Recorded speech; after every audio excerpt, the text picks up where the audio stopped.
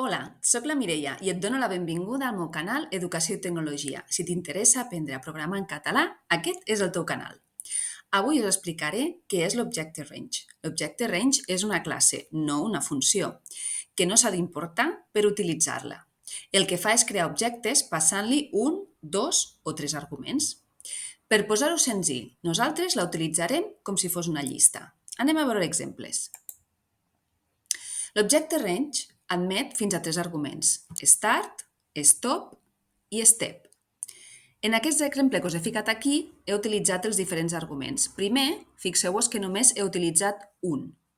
El que faig és assignar a la variable a l'objecte range i he posat un 10 entre parèntesis.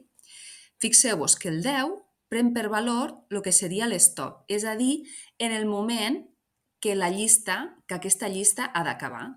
Com que li he posat que la llista ha de ser de 10 objectes, comença a partir del 0 i acaba el 9.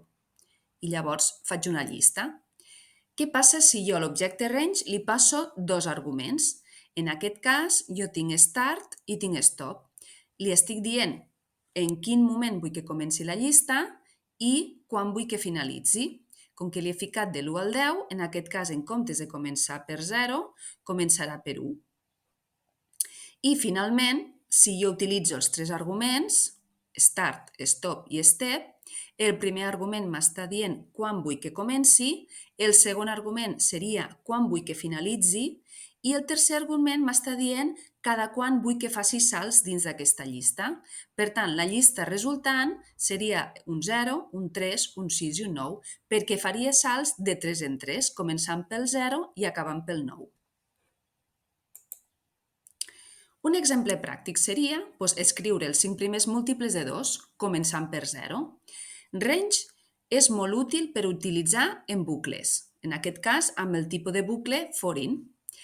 Aquí tenim aquest exemple on n li poso 5 perquè vull els 5 primers múltiples de quina base? De base 2.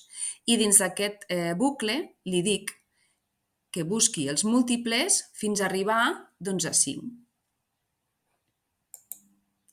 Un altre exemple seria utilitzar-lo en un compte enrere. Jo vull que compti endarrere, d'acord? I li passo l'start, stop i step, de manera que me fa el compte enrere i quan arribi, sortirà del bucle.